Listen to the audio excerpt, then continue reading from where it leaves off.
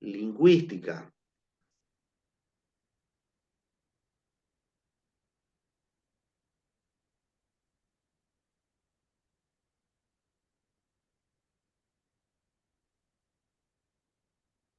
Eh, Vamos a tratar hoy día de volar con dos de las inteligencias, que va a ser la lingüística y la musical.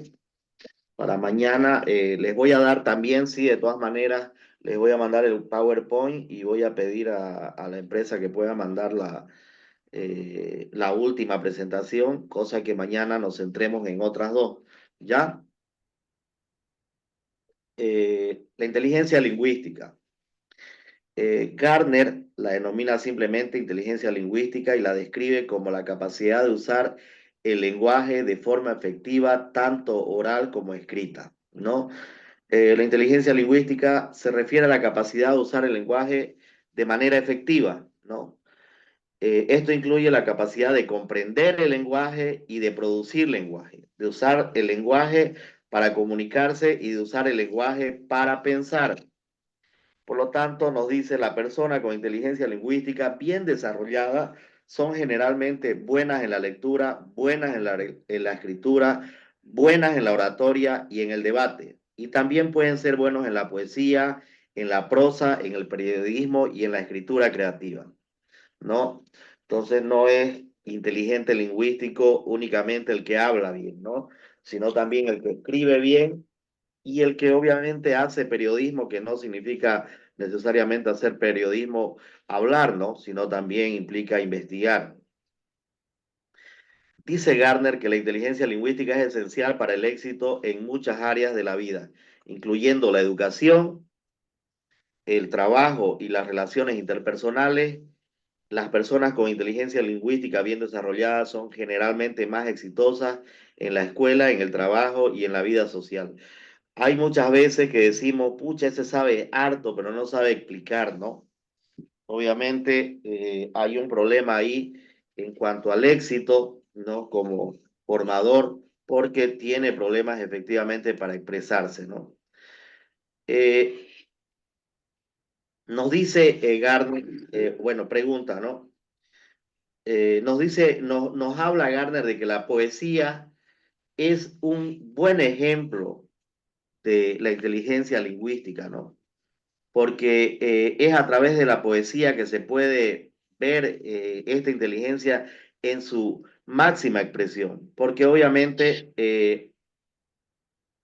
el poeta usa el lenguaje, usa las metáforas, usa el tiempo, usa un montón de habilidades y de reglas relacionadas con la gramática, ¿no? Que de alguna manera resume lo inteligente que puede ser una persona que hace poesía, ¿no?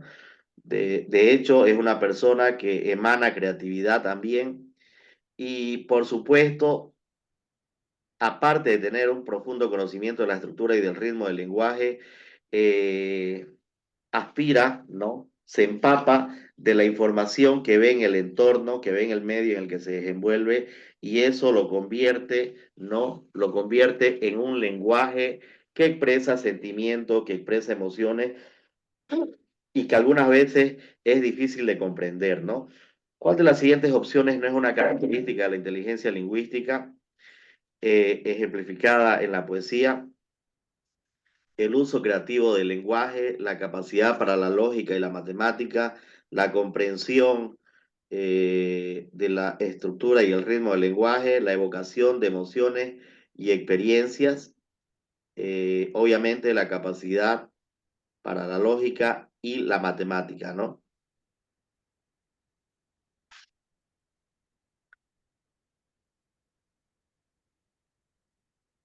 Las operaciones medulares del lenguaje. Se describe a las operaciones medulares del lenguaje como esas operaciones básicas, ¿no? Como la fonología, el sonido, la morfología, la estructura de las palabras, la sintaxis, el orden de las palabras y la semántica, el significado de la palabra. Se enfatiza la importancia de estas operaciones para la comprensión y la producción del lenguaje. A veces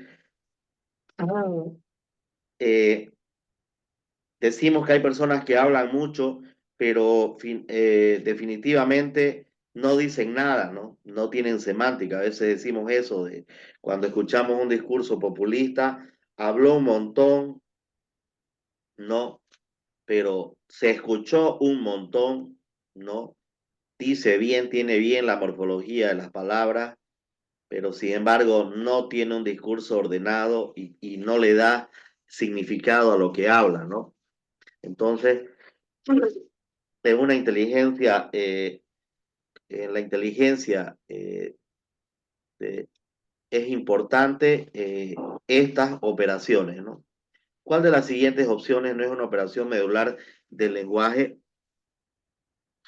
La psicología, la fonología, la morfología y la sintaxis hemos visto que sí lo son. El desarrollo de la, estamos hablando en este momento de la inteligencia lingüística, ¿no? Y estamos desarrollando cada una de estas, de las características que puede tener esta inteligencia, ¿no? Entonces hemos hablado primeramente de la poesía, luego de las operaciones medulares del lenguaje o las operaciones básicas del lenguaje, y ahora estamos hablando del desarrollo de las habilidades lingüísticas, ¿no? Se describe el desarrollo del lenguaje en los niños desde el balbuceo hasta la adquisición de la gramática y la fluidez.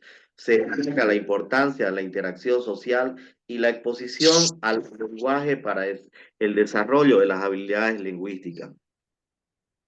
A criterio del autor, para una inteligencia podríamos decir que la sintaxis y la fonología están cerca de la médula de la inteligencia lingüística. En tanto, la semántica y la pragmática incluyen entradas de otras inteligencias como la inteligencia lógica, matemática y la personal. Obviamente, porque estamos hablando de que lo que dice la persona tenga sentido, ¿no? De que el discurso de la persona, como lo hemos visto acá, ¿no? Tenga significado, ¿no? Y que el orden de las palabras tenga orden, ¿no? Sin embargo, los sonidos y la morfología, nos dice el autor, está más cerca de efectivamente de la inteligencia lingüística, no tanto de la inteligencia lógica matemática. Es interesante cómo nos hace aquí la descripción de que el desarrollo del lenguaje empieza ya desde el balbuceo, ¿no? Desde el balbuceo el niño empieza a tener eh, como obviamente es un ser social y tiene interacción social, empieza a desarrollar por todos los insumos que recibe de afuera, ¿no? Y empieza a partir de ahí, empieza a desarrollar alguna manera de comunicación. ¿En qué etapa del desarrollo del lenguaje los niños comienzan a combinar palabras para formar frases simples?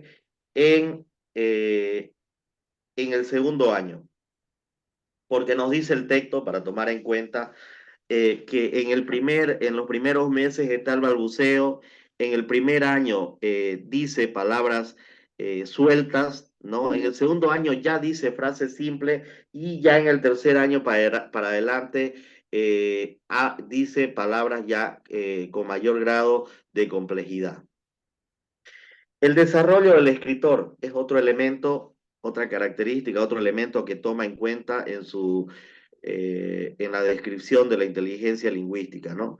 Se explora el desarrollo de la escritura desde la etapa del aprendizaje de la ortografía hasta la adquisición de la capacidad de expresar ideas complejas y de forma creativa. Se destaca la importancia de la práctica y la retroalimentación para el desarrollo de la escritura. Efectivamente, algo que dice Gardner es que una persona con el desarrollo de la inteligencia lingüística que se caracteriza por escribir es una persona que lo va a practicar siempre. Y es en esa práctica constante, ¿no? Donde se especializa y empieza, y a partir de lo que recibe del medio ambiente, del entorno, es que esta práctica empieza a tener resultados, ¿no? Eh, expresando, expresando de manera compleja, ¿no? Metafórica, las metáforas son complejas, ¿no? y de forma creativa lo que siente y lo que le alimenta el medio ambiente, las situaciones concretas en las que él se va desenvolviendo, ¿no? Entonces, son importantes, por un lado, la práctica y por otro lado, la retroalimentación para el desarrollo de la escritura. ¿Cuál de las siguientes opciones no es un factor importante en el desarrollo de la escritura? Hice la pregunta. El aprendizaje de la ortografía, la práctica constante, la retroalimentación de otros, la habilidad para la música, la habilidad para la música sería la respuesta, ¿no? El cerebro y el lenguaje. Se describe la relación entre el cerebro y el lenguaje, eh, incluyendo las áreas del cerebro que se activan durante la producción y la comprensión del lenguaje. Se destaca la complejidad del procesamiento del lenguaje en el cerebro. La habilidad de procesar la habilidad de procesar mensajes lingüísticos con rapidez es un prerequisito para comprender el habla normal. Nos dice él que parece depender de que el lóbulo temporal izquierdo, ¿no?, esté intacto. Por esa razón, las heridas en esta zona neural o su desarrollo anormal casi siempre bastan para provocar impedimentos del lenguaje. ¿Qué área del cerebro se asocia principalmente con la producción del lenguaje? ¿Qué área del cerebro se asocia principalmente con la producción del lenguaje? De las que tenemos, ¿cuál puede ser? ¿Cuál nos dice el autor? El área de la Broca, el área de Wernicke, el hipocampo o la amígdala. En el, en realidad hay dos áreas, ¿no? Y si nos puede aparecer en la producción del lenguaje, sobre todo está el área de la Broca. ¿Qué es lo que va a hacer el área de la Broca? Es el que se centra en el sistema gramatical y su función principal es unir los diferentes elementos del lenguaje. Entonces, no la marqué, pero la respuesta sería el área de la Broca. ¿Ya?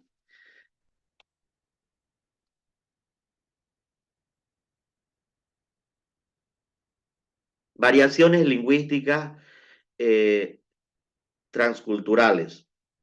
Se analiza la diferencia de lenguaje entre culturas, incluyendo la estructura gramatical, el vocabulario y la forma de expresión. Se destaca la importancia eh, de la cultura en la configuración del lenguaje. ¿Cuál de las siguientes opciones no es una variación lingüística transcultural? Transcultural, la estructura gramatical, el vocabulario, la forma de expresión.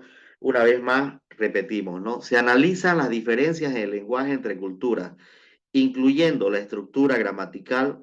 Obviamente nosotros tenemos experiencia de esto, no, la estructura gramatical no es la misma de Oriente que de Occidente, tampoco de un país con otro, porque tiene que ver lo cultural. El vocabulario, hay palabras que tienen un significado en una zona distinto a lo que puede hacer en otra, ¿no? Y la forma de expresión, ¿no? La forma de expresión. Algunos son más expresivos, otros son menos expresivos. Y obviamente eso también, el ser más o menos expresivo, es importante en el desarrollo de este tipo de inteligencia porque está relacionado con la cultura, ¿no? Si la cultura incentiva, motiva, ¿no? Y es una motivación permanente, ¿no? Al desarrollo de un estilo gramatical o de un estilo de expresión, estilo de lenguaje expresivo, eso se nota, ¿no? Por eso es cuando decimos, vemos que habla alguien, yo personalmente soy acá de la ciudad de Santa Cruz, pero tengo claro que una persona de La Paz o una persona de Cochabamba, cuando uno se sienta a conversar, realmente las charlas se hacen largas porque siempre hay tema de qué conversar, ¿no? Siempre hay temas de qué conversar, temas interesantes de qué conversar, y definitivamente eso hace entender que hay, es un común denominador, por lo tanto es algo cultural.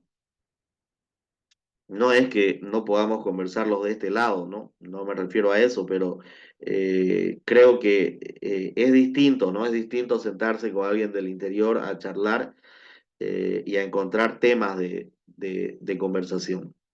El lenguaje como instrumento. Se explora el uso del lenguaje como herramienta para la comunicación, la expresión artística, el pensamiento y la construcción de la realidad. Se destaca la versatilidad y la importancia del lenguaje en lo humano. Se explora el uso del lenguaje como herramienta para la comunicación, ¿no? Es decir, el lenguaje, todo lo que comunica el ser humano lo hace a través del lenguaje. Este lenguaje puede ser la música, ¿no? Este lenguaje puede ser distintas clases de expresiones artísticas, ¿no? Y obviamente este lenguaje permite, ayuda a la construcción de la realidad y ayuda al desarrollo o a la evolución de la historia, ¿no? Por lo tanto, es importante, importantísimo el lenguaje para la vida humana. ¿Cuál de las siguientes opciones no es uno, no es un uso del lenguaje como instrumento? La comunicación, la expresión artística, el pensamiento, el control del clima, el control del clima, ¿no? O mejor dicho, el pensamiento. Nos dice el autor, esto sacado ya del documento como tal, eh, la primera inteligencia, la primera, mejor dicho, que es la inteligencia lingüística, defendiéndola como la habilidad, ¿no? La presenta como la primera y la defiende como la habilidad para emplear la palabra escrita u oral de forma efectiva. Esto es hacer un repaso a lo que hemos ido hablando, tomando un texto del autor, ¿no? Además de la capacidad para hacer uso de la semántica y la sintaxis y el uso general de la lingüística, los escritores, periodistas, poetas y oradores, entre otros, destacan en esta inteligencia. En la escuela se puede apreciar en estudiantes que redactan, son hábiles para redactar cuentos, rimas, historietas y gozan haciéndolo. Aman la lectura, jugar con trabalenguas y aquellos que les resulta fácil poder conocer y aprender, y les resulta fácil poder conocer y aprender otros idiomas. Efectivamente, una persona que desarrolla la inteligencia lingüística se va a caracterizar por hablar y comprender diferentes idiomas, ¿no? Hoy por hoy, muchas veces decimos que los chicos, que nuestros estudiantes o inclusive nuestros hijos, eh, paran todo el tiempo colgados en el celular, pero hay un montón de esta generación eh, de los que son nativos digitales, que hablan el inglés, que hablan el francés, y me atrevo a decir que algunos hablan también hasta el chino, ¿no? De forma autodidacta, ¿no? De tanto empezar a ver los videos y empezar a escuchar y empezar a leer solamente en el idioma de origen, que los ha hecho que de alguna manera esta inteligencia, que no lo plantea en este ejemplo Gardner, pero demuestran que tienen bien desarrollada esta capacidad de la inteligencia lingüística, ¿no? Estamos hablando de un texto de él, del autor del año 95 y estamos ahora en el 2024, ¿no? Entonces ha pasado bastante tiempo y a lo mejor en aquel momento no estaba el boom y no se hablaba de la generación de los nativos digitales, ¿no? Dice el autor, actualmente los estudiantes que predominan en estas inteligencias utilizan la tecnología, obviamente ya habla de la tecnología, para poder potenciar o mejorar en sus habilidades. Por ejemplo, en aquellos que les gusta escribir es común verlos haciendo uso del blog e internet para leer o escribir, no solo para ellos, sino que de esta manera presentan al mundo su creación de un tema de su interés. Los maestros debemos aprovechar la tecnología para hacerla una aliada en la educación y apoyados en ella despertar el interés y desarrollar las competencias, capacidades y habilidades de nuestros estudiantes.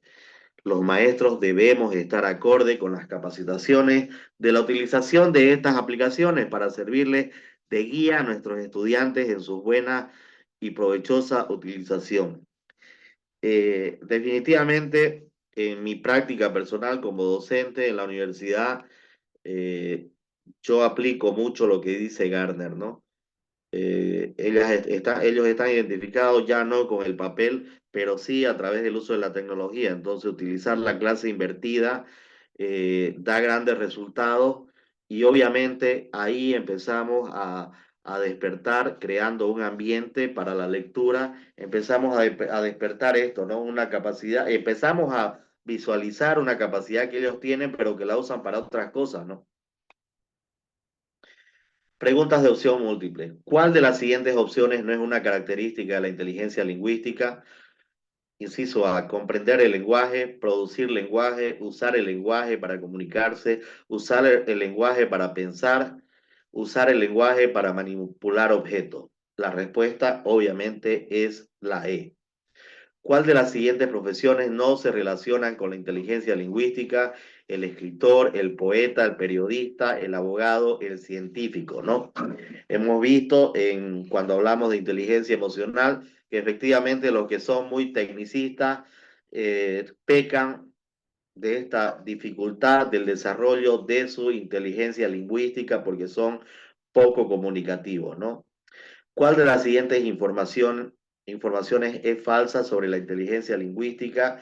Es esencial para el éxito en la educación, es importante para el éxito en el trabajo, es crucial para las relaciones interpersonales, es la única inteligencia necesaria para el éxito en la vida, puede ser desarrollada a través de la práctica. Es falsa la número D, es la única inteligencia necesaria para el éxito en la vida.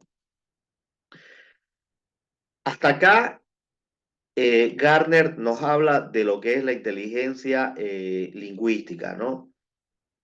Eh, Hemos visto y vemos acá que obviamente ya nos empieza a recordar algo que nos ha relatado el día de ayer, que son capacidades, ¿no? Y por lo tanto, al hablar de una capacidad, no estamos queriendo decir de que sea la única que permita el desarrollo de una persona o la que mida la capacidad de una persona, ¿no? Tal como lo hacían eh, los test de Binet y Simon, que medían el coeficiente intelectual.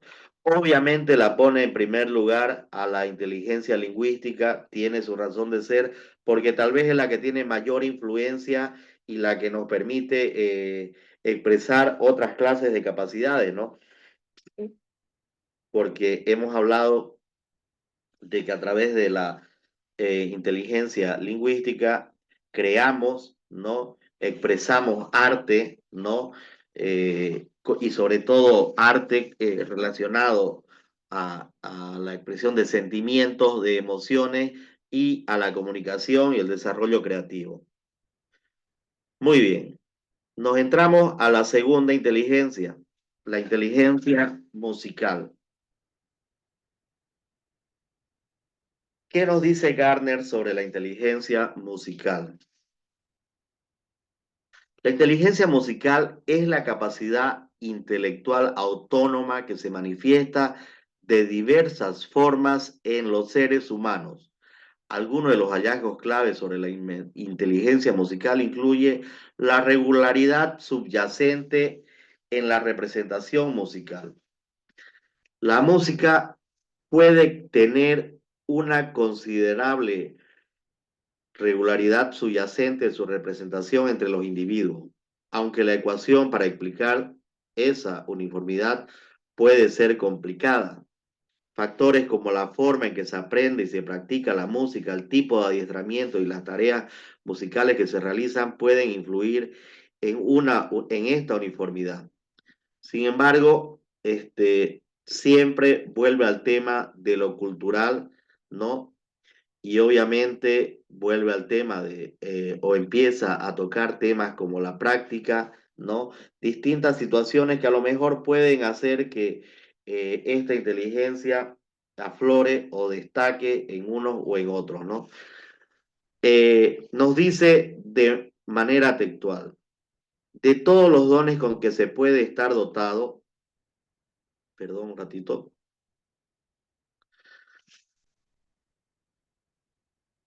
de todos los dones de los que se pueden estar dotados los individuos, ninguno surge más temprano que el talento musical. El talento, ¿no? Aunque ha sido corriente la especulación sobre el tema, sigue siendo incierto precisamente por qué el talento musical surge tan temprano y cuál podría ser la naturaleza de este don. Un estudio de la inteligencia musical nos dice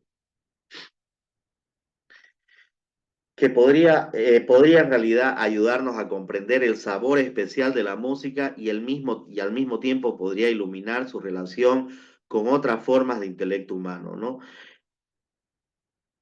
En este párrafo introductorio se establece la importancia y el misterio del talento musical, señalando que es uno de los dones que surge más temprano en los individuos, pero obviamente el autor nos dice que hay mucho, ¿no?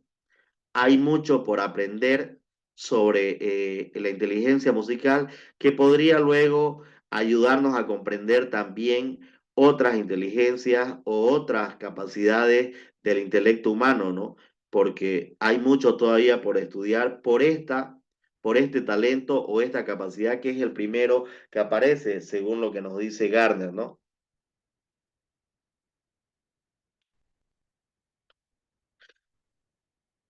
¿Cuál de los siguientes factores puede influir en la regularidad subyacente de la representación musical entre los individuos? El grado y el tipo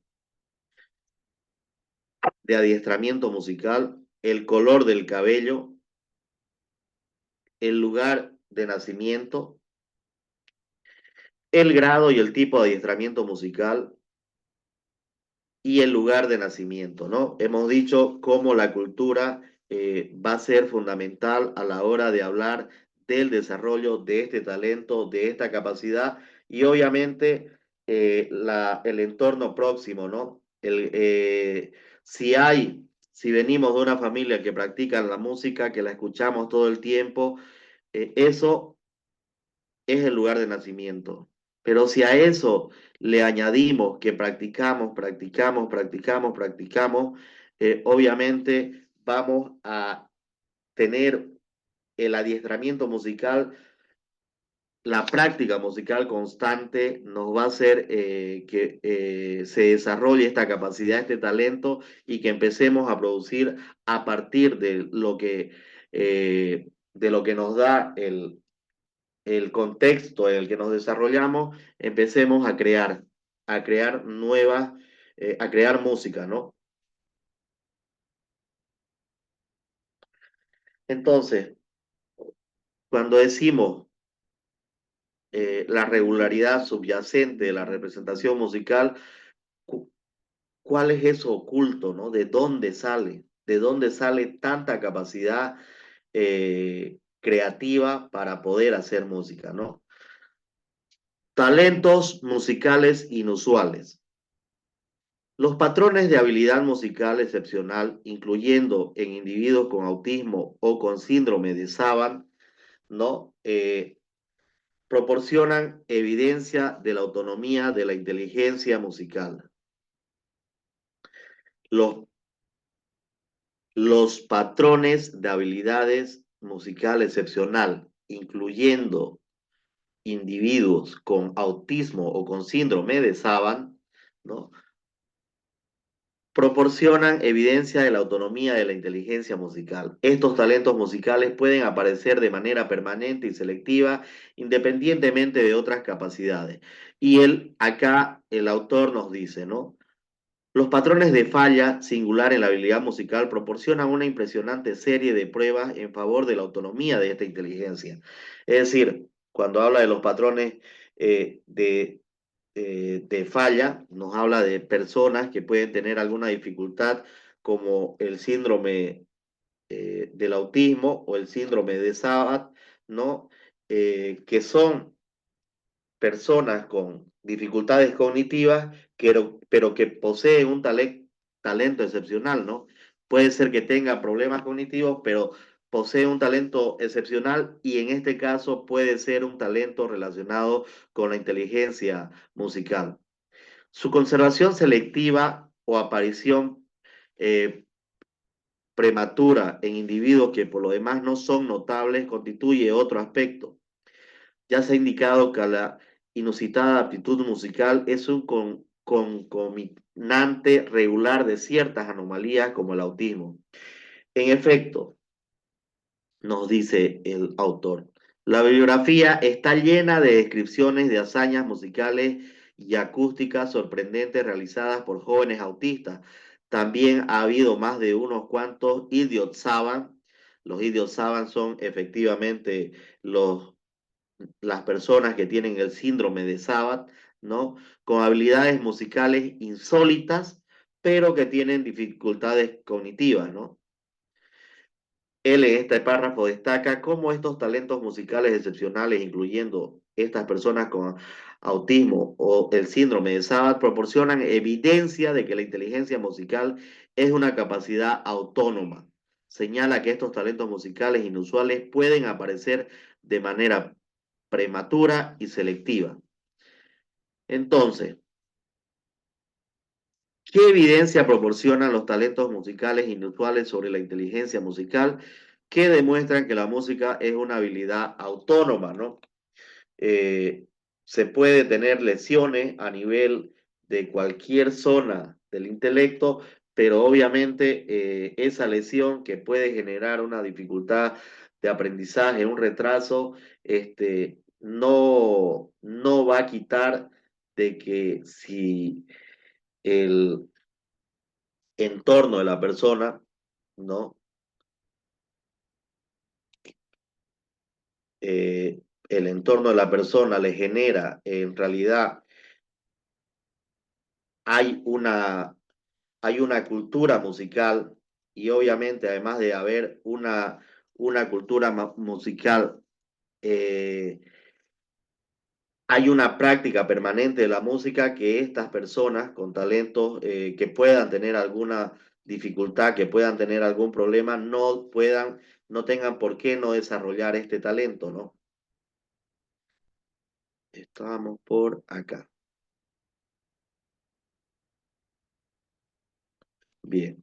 Relación entre música y otras esferas intelectuales. Relación entre música y otras esferas intelectuales según Gardner.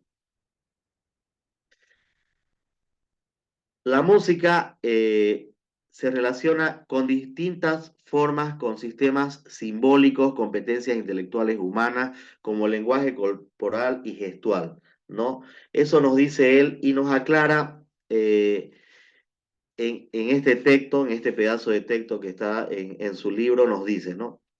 Richard Wagner localizó la música centralmente en su obra de arte completa, y esa ubicación no fue del todo una arrogancia. De hecho, la música sí se relaciona en una diversidad de formas con la gama de sistemas simbólicos humanos y competencias intelectuales. Más aún, precisamente porque no se emplea para la comunicación explícita o para otros propósitos evidentes de supervivencia. Su continua centralidad en la experiencia humana constituye un acertijo retador. Nos está diciendo, obviamente, de que, eh, de hecho, nosotros cuando escuchamos música, queremos saber qué significado tiene, qué está queriendo expresar el músico, ¿no? Y uno puede sentarse a, a escuchar una música electrónica, una música clásica, y uno la escucha, uno se impresiona por los sonidos, ¿no? Pero luego está, como dice en la lectura, ese acertijo de retador que, de saber qué realmente fue lo que quiso expresar el autor, el artista, ¿no? ¿Qué experiencia, ¿no? De vida, ¿no? Lo inspiró y a partir de esa inspiración, ¿qué quiso expresar? El antropólogo Klaus Levi Strauss apenas está solo entre los científicos al aseverar que si podemos explicar la música, podremos encontrar la clave de todo el pensamiento humano o al implicar que él no tomar en cuenta seriamente la música debilita toda explicación de la condición humana. Entonces nos presentan a la música como una capacidad, como una inteligencia muy importante dentro de lo que es la inteligencia del ser humano, ¿no?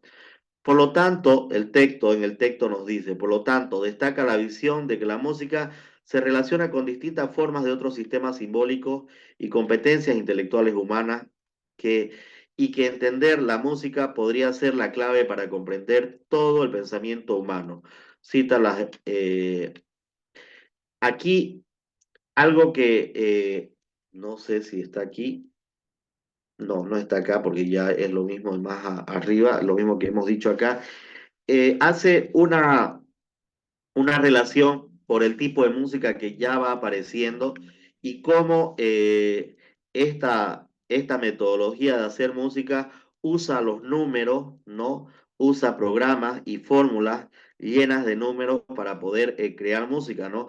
A mí me hizo recuerdo cuando leía esa parte una música que se ha hecho famosa a partir del uso de una programación, me imagino, ¿no? De alguna aplicación que luego generó una programación, como unos artistas bolivianos pusieron una letra de una música boliviana y una música boliviana con la voz de Bad Bunny, que es un cantante que les gusta mucho a los chicos, y cómo se hizo viral y siendo que no la cantaba el artista, pero al hacer esta combinación, eh, que no es otra cosa que el uso de otra inteligencia como la relacionada con la lógica matemática, pudo crear, ¿no?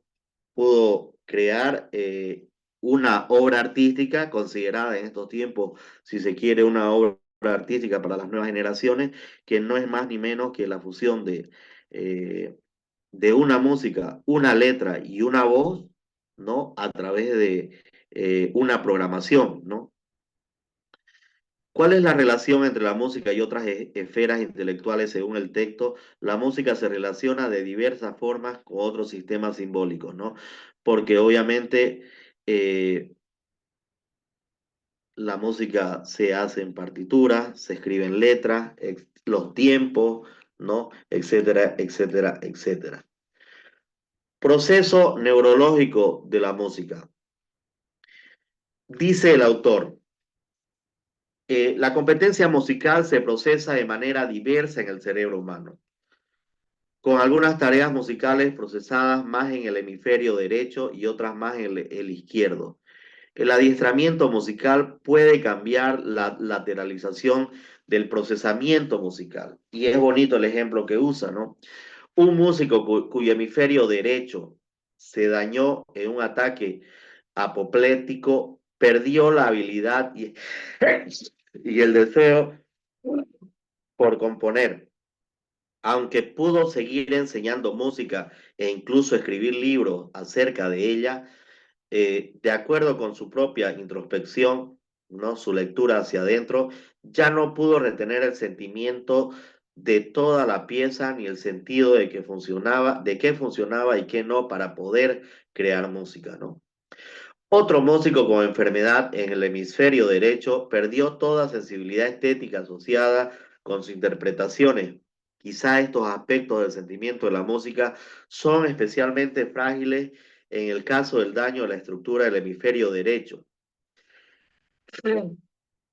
Nos da a entender de que, si bien es cierto, eh, el tema del desarrollo de la inteligencia o la capacidad musical está en el hemisferio derecho, el tener alguna lesión en esta zona no quita, si bien es cierto, quita alguna sensibilidad, sobre todo para la creación, ¿no? Porque los estímulos relacionados con la sensibilidad, con las emociones, no me va a permitir hacerlo nuevamente. No hay una pérdida total del reconocimiento de lo que es la música, ¿no? Este párrafo destaca cómo la competencia musical se procesa de manera diversa en el cerebro, con algunas tareas más en un hemisferio, en el hemisferio derecho y otras más en el izquierdo, ¿no?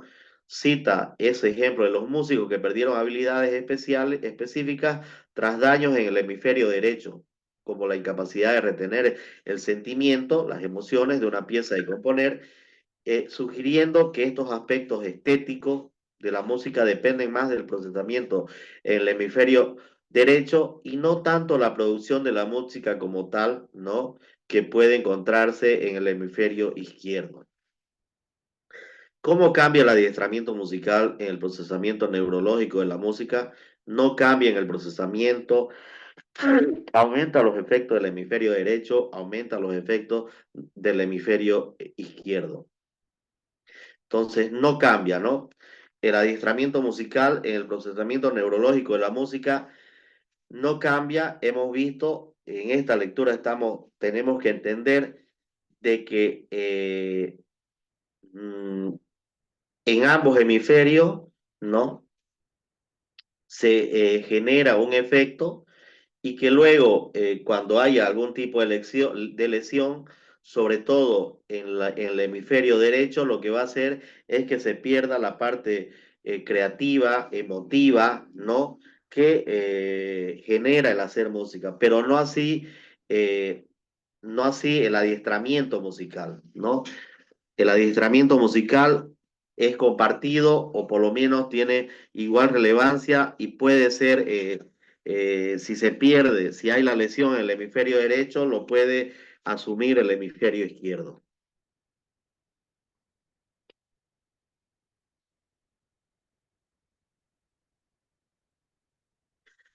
Aclarando el adiestramiento musical. Es importante eh, entender que la competencia musical se procesa de manera diversa en el cerebro humano, con algunas tareas musicales procesadas más en el hemisferio derecho y otra más en el izquierdo. El adiestramiento musical puede cambiar la lateralización del procesamiento musical en el cerebro. Un músico, ya hemos dicho, ¿no? Cuyo hemisferio derecho perdió la habilidad y el deseo por componer, es ni más ni menos lo que hemos leído antes, que de alguna manera da respuesta a esta pregunta, ¿no? Que no va a causar que se pierda, ¿no? Eh, no va a generar nada de eso cuando hay eh, el adiestramiento musical no va a no va a repercutir como tal si hay alguna lesión o algún efecto en cualquiera de los hemisferios. Lo que sí va a tener un efecto es la parte motivacional, emotiva y la capacidad creativa. Relación entre música y matemática. Un poquito lo habíamos dicho antes, ¿no? Y acá el texto nos aclara. Fíjense cómo es más complejo el tema de la música, que podría haber sido más sencillo que el tema de la inteligencia lingüística, ¿no? Nos dice el documento.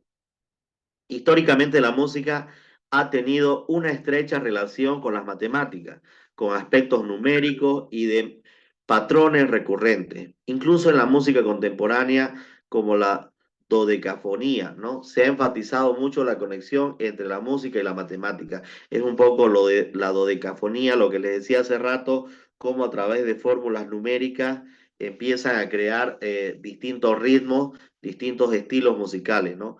Para apreciar la operación de los ritmos en la obra musical es necesario que el individuo posea cierta competencia numérica más básica, ¿no? Por eso es que cuando practican dice 1, 4, 4, 2, 2, 2, 1, ¿no? Hay una rítmica que ellos para comprenderla la hacen numérica, ¿no? Las interpretaciones requieren cierta sensibilidad a la regularidad y relaciones que a veces pueden ser bastante complejas, pero esto se mantiene como razonamiento matemático solo en una categoría hasta cierto punto, y esta categoría es baja, ¿no?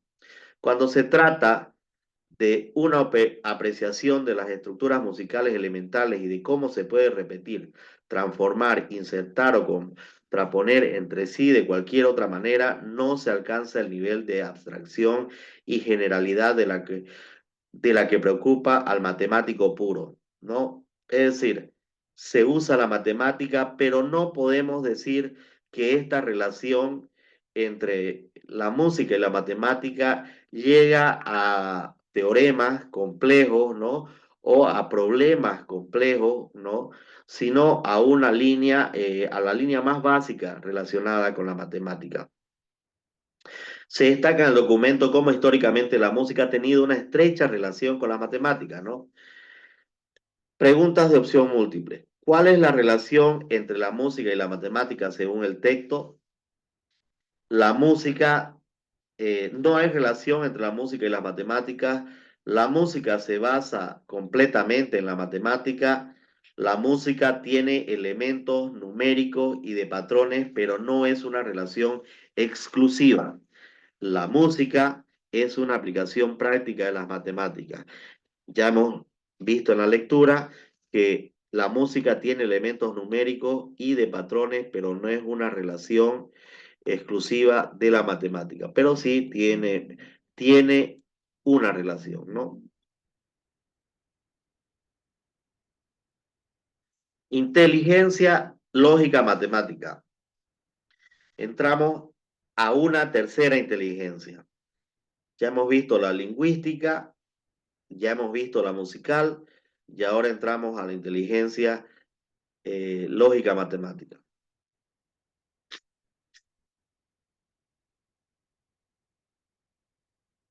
Regularidad subyacente en la representación matemática. La competencia matemática puede tener una considerable regularidad subyacente en su representación entre los individuos, aunque la ecuación para explicar esa uniformidad puede ser complicada. Factores como la forma en que se aprende y se practica la matemática, el tipo de adiestramiento y las tareas matemáticas que se realizan pueden influir en esta regularidad.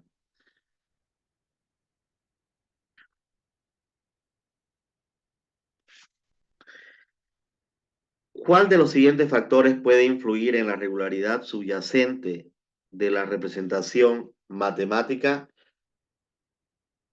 Inciso A, el grado y tipo de adiestramiento. Inciso B, el color del cabello. Inciso B, el lugar de nacimiento. Inciso D, A y C. ¿Cuál de los siguientes factores puede influir en la regularidad subyacente? Es el inciso A, ¿no? El grado y tipo de adiestramiento matemático. Entonces, hay que entender que la palabra subyacente es cómo hay distintas formas, ¿no? Cómo se ha ido trabajando la matemática de distintas formas y obviamente para llegar a los mismos resultados, ¿no? Y que siempre estas formas a lo mejor no han sido visuales para todo el mundo, pero obviamente toda la actividad que se hace está relacionada con lo que es esta actividad, ¿no? Por eso se dice que la palabra subyacente, que significa que se encuentra debajo de algo, ¿no? Eh, es- Se refiere a eso, ¿no? Como la regularidad de la representación de la matemática es algo que está, si se quiere, en todos los individuos, es algo que viene como incorporado, ¿no? Y obviamente no hay una explicación así clara para decir cómo se ha uniformado, ¿no? Esto, ¿no? ¿Cómo puede ser que hagamos matemáticas de la misma manera aquí que en la China, que los casos de factorización sean igual aquí que allá? Si bien es cierto, uno ahora ve que simplifican las operaciones, al final se llegan a los mismos resultados, ¿no? Entonces es una cosa interesante que obviamente precisa más estudio a lo mejor, pero que tampoco es que nos quite el sueño, ¿no? ¿Qué más nos dice el documento? El texto señala explícitamente que el grado y tipo de adiestramiento matemático, junto con la forma de aprendizaje y práctica de las matemáticas y las tareas realizadas, son factores que pueden influir en la regularidad subyacente de la representación matemática entre los individuos, ¿no? Según el texto, el autor narra los siguientes ejemplos sobre el adiestramiento matemático. Primer ejemplo. El ejemplo de un niño que se volvió un consumado matemático. El autor relata cómo este niño confrontó un conjunto de objetos, los contó y luego los recontó en un orden diferente, dándose cuenta de que el número 10 se mantenía constante independientemente del orden. Esto le permitió comprender el concepto fundamental de que el número se refiere a la suma de elementos sin importar cómo se reconozca en la secuencia. Un segundo ejemplo eh, nos habla del niño Saul Cripp, quien a los 3 años ya hacía preguntas filosóficas profundas sobre Dios y el espacio, y a los 10 años ya dominaba el álgebra, mostrando capacidades de manipulación simbólica propias de matemáticos avanzados. Y un ejemplo 3 nos habla de cómo los niños aprenden a realizar operaciones matemáticas básicas, cómo agregar símbolos a cada miembro de una ecuación algebraica con la seguridad de que se ha conservado la equivalencia. Estas capacidades de manipulación simbólica son esenciales en ramas superiores de la matemática. Estos ejemplos ilustran cómo el adiestramiento matemático temprano a través de la exploración de objetos, la manipulación de símbolos y el desarrollo de instituciones, ¿no? La práctica, la motivación de instituciones sientan las bases para el pensamiento matemático más avanzado en etapas posteriores. Obviamente que una persona que tiene desarrollada su inteligencia matemática ante cada una de estas situaciones va a saber responder de manera positiva y obviamente va a generar eh, efectivamente que es una persona que se caracteriza por el desarrollo de esta inteligencia. Relación entre la matemática, la lógica y la ciencia.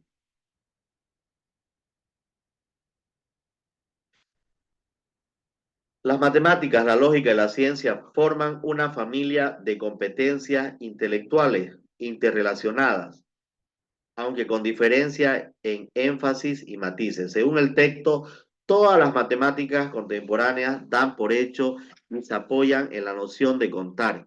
Y el gran matemático Euler recalcó la importancia del número como base para el desarrollo matemático. No puede haber matemática sin números, ¿no? ¿Qué nos dice el texto? Número uno. El desarrollo del pensamiento lógico matemático en los niños se inicia con la capacidad de contar objetos, ya lo vimos hace rato en los ejemplos, ¿no? Que el número final en la recitación oral corresponde a la cantidad total del objeto en su conjunto. Por más que le saquemos los números, por más que lo movamos, él siempre va a llegar al número final y va a decir que ese es el último número que hay, ¿no?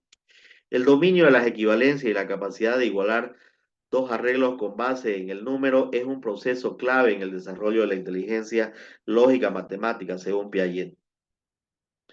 La habilidad de contar y comprender la noción del número es un paso fundamental que permite al niño pasar de la manipulación física de objetos a las transformaciones interiorizadas y el razonamiento abstracto característico de las matemáticas avanzadas. Por eso a veces cuando decimos que el niño que tiene 5 años sabe contar, pero no ha pasado, pero no comprende la noción de número, entonces lo único que el niño sabe es decir un, un código un código que puede ser que es la unión de letras, ¿no? Una palabra, y por lo tanto lo que está practicando no es matemática, sino es lenguaje, ¿no? Porque obviamente no está interiorizando ni haciendo un razonamiento abstracto sobre los números, pudiendo decir que 2 más 2 es 4, que si se comió tres, si tenía tres peras y se comió una, le quedan dos. No está haciendo, no está teniendo una interiorización del sentido, ¿no? O del concepto numérico. Es un error que muchas veces yo le preguntaba a las profesoras cuando los hacen escribir al niño el número uno 100 veces o 200 veces. Si bien es cierto, está practicando, ¿no? El código, que es el número, no está practicando la matemática, porque obviamente no está haciendo ningún ejercicio lógico matemático, ¿no? ¿Cuál es la relación entre la matemática, la lógica, las ciencias, según el texto, que forman una familia de competencias interrelacionadas que permite hablar de un lenguaje y de un desarrollo intelectual del niño a este nivel, ¿no? A nivel matemático.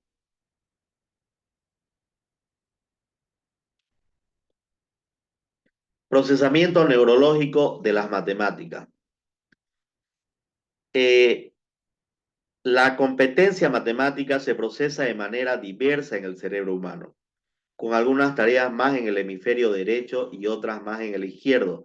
Las lesiones en áreas específicas como la circunvalación angular pueden afectar habilidades matemáticas como el cálculo, la orientación espacial y el conocimiento de los dedos, ¿no? Efectivamente, el hecho de que haya una lesión en esta zona, en este momento, por ejemplo, a mí me puede hacer de que no sepa identificar cuál es mi norte, mi sur, mi este y mi oeste, y me puede complicar eso para la resolución de algunas actividades como el cálculo matemático, ¿no? Pero eso no me va a impedir de que pueda multiplicar, de que pueda restar, de que pueda sumar y de que pueda solucionar algunos problemas, ¿no? Por lo tanto, la lesión puede estar en el hemisferio derecho o en el hemisferio izquierdo, pero la lesión va a afectar a alguna parte, depende en cuál hemisferio sea, alguna parte o alguna de las características, ¿no? Que tiene la inteligencia matemática. Eh, ¿Qué evidencia se tiene sobre el procesamiento neurológico de las matemáticas? El procesamiento matemático involucra a ambos hemisferios cerebrales, como lo hemos dicho ahorita, ¿no? El hecho de que haya una lesión en uno de ellos nos va a quitar algunas capacidades, algunas habilidades propias del matemático, pero no va a ser todo, ¿no? Por eso cuando se dice que un niño tiene discalculia o dislexia numeral, numérica o matemática, matemática, no es lo mismo la discalculia que la dislexia matemática. La discalculia puede ser que sea, está relacionado con la escritura o la lectura del número, pero la dislexia está más relacionada más ya con la comprensión o el cálculo matemático. Y obviamente las lesiones son en distintas zonas del cerebro.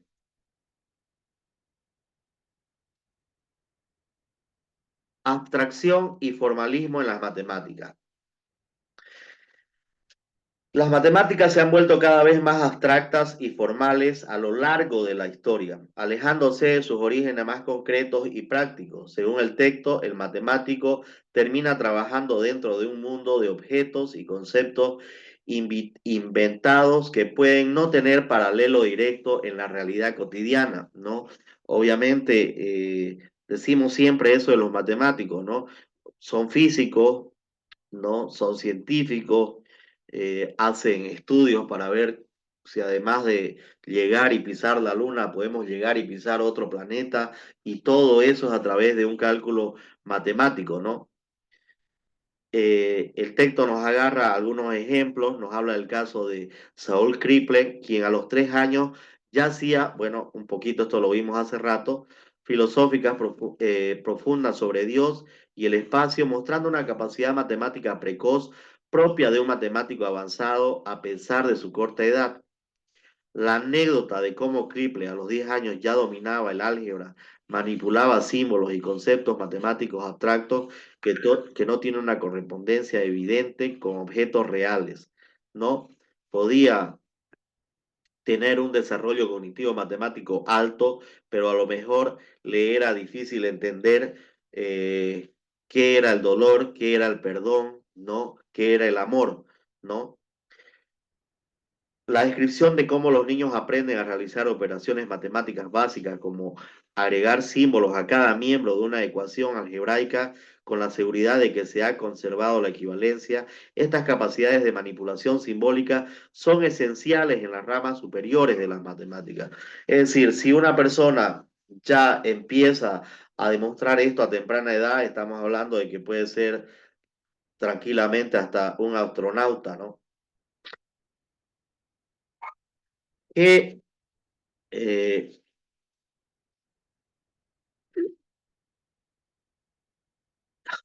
cómo se ha desarrollado el carácter de la matemática a lo largo de la historia, se ha vuelto cada vez más abstracto, más abstractas y más formales, ¿no? A partir eh, obviamente, esto también tiene que ver con el desarrollo cognitivo del ser humano, ¿no? Que ya hemos dicho que es progresivo y obviamente empieza de lo preoperacional a lo operacional concreto y luego llega a lo operacional formal.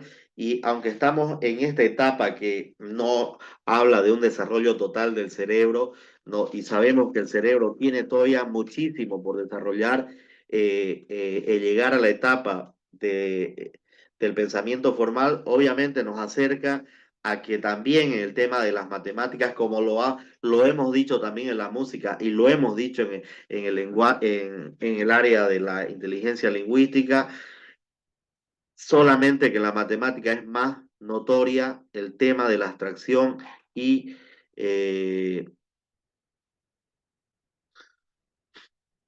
y el desarrollo de lo formal, ¿no? Más que de lo concreto.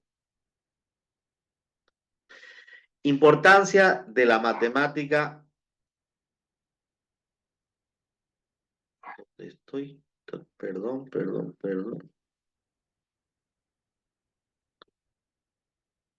Importancia de la matemática en el texto. Centralidad en el desarrollo científico y tecnológico. Si se puede considerar nuestro siglo como un indicio, el cambio llegará con mucha mayor rapidez, un poquito lo que hablábamos, ¿no? En las recientes décadas ha habido tanta ciencia como en toda la historia humana anterior, más aún en la proliferación de nuevos campos y de campos híbridos, así como la explosión de nuevas tecnologías, la computadora por demás prominente, dificulta incluso imaginar la esfera de acción de la empresa científica en el futuro o las cuestiones a las que se pueden aplicar el talento lógico matemático. Hace, hace 10 años atrás para mí era una locura conocer y entender lo que era la realidad aumentada, ¿no? Eh, experimenté en mi trabajo cómo los ingenieros de sistemas podían lograr que un dibujo, una imagen a través de una programación tenga vida, ¿no? Y eso lo pude ver en una feria del libro. Pero de ahí a estos tiempos la realidad aumentada ya se va convirtiendo, aunque sigue siendo novedad para algunos, ya es obsoleta y está al alcance además de todo el mundo, ¿no? Con la realidad aumentada han venido otra cantidad de aplicaciones, ¿no? Que permiten, que son desarrolladas a partir obviamente, del progreso de esta capacidad o de este talento lógico matemático, ¿no? Sin ir más lejos, no la realidad aumentada, la inteligencia artificial, ¿no? Nosotros en inteligencia artificial metemos una foto de nosotros y la foto de nosotros queda hecha una caricatura. O le decimos a la inteligencia, a esta aplicación, que nos haga un dibujo con tales características y nos los hace. Es decir, es una cantidad una cantidad de programaciones, y yo estoy hablando de cosas sencillas relacionadas con nosotros, no sabemos qué otras cosas pueden haber en esas ferias mundiales donde se ve todo el ingenio de estas personas que tienen muy bien desarrollado su talento lógico matemático, ¿no? Importancia para la participación productiva en la sociedad. Obviamente es muy importante. Hoy por hoy los bachilleratos, perdón, los títulos técnicos, tecnológicos exigen que los institutos formen un 70%, un 80% práctico y un 20% teórico, ¿no? Y obviamente ese porcentaje práctico habla de una productividad que de alguna u otra manera está relacionado también con el pensamiento lógico matemático, ¿no? Potencial para revelar secretos del universo. Incluso puede suceder como pensaban los individuos desde Platón hasta Leibniz y hasta Einstein, seguían creyendo que estos patrones que producen ecos abrían algo de secreto del universo. Obviamente, desde el principio, desde ellos, las matemáticas lo han hecho ir al ser humano un paso o ir dando pasos adelante hacia el desarrollo, hacia el progreso. Entonces, hasta acá hemos desarrollado tres inteligencias: la lingüística, la musical y la matemática. Mañana, de todas maneras, voy a ver la más compleja de las que tenemos para enviárselas también. Y mañana continuar con lo más, si no me empeoro, porque estando ahorita hablando, me voy agripando cada ratito más por el frío que hace acá en Santa Cruz. Y como no tenemos calefacción, no nos da para más, ¿no? Este, entonces, profe, nos quedaría eso para mañana y ya con todo lo que están repasando durante estas vacaciones, que debe ser mucho, esperemos que lleguen a una nota excelente en su examen de ascenso de categoría y luego eso lo puedan disfrutar y se sientan orgullosos, ¿no? De ustedes mismos por haber vencido, por haber alcanzado la meta. Ya, entonces mañana nos veríamos a las 6 de la tarde nuevamente, ¿no? Sí, Licen, gracias. Bueno, muchas gracias a ustedes. Entonces, hasta mañana, ¿ya? Mañana. Mañana, Licen. Bueno, hasta mañana. Hasta mañana. Hasta mañana, Licen. Gracias por la explicación.